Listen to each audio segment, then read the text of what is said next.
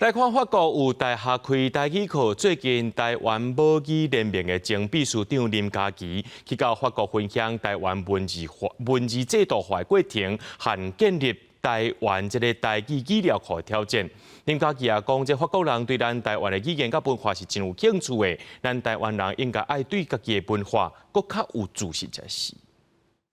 We don't have to choose gay or choose grey.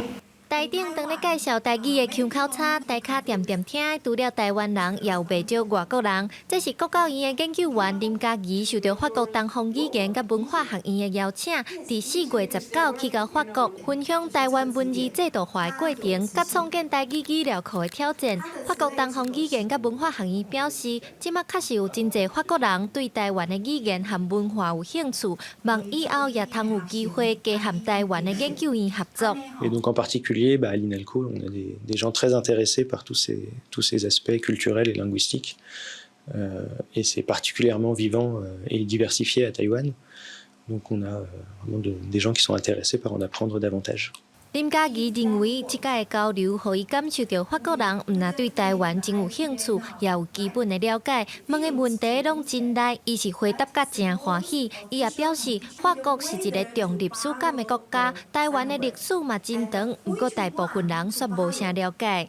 对语言的重视，你一定要对历史、对家己的认同。你有对家己有认同，你才会当去追求历史。追求历史，你才会去肯定你家己的语言。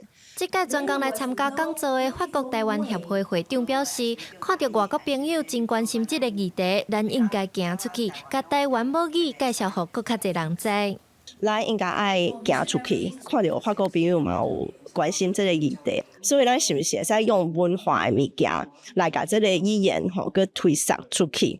我感觉讲，咱台湾人吼，定定看咱家己无，咱足看轻咱家己的。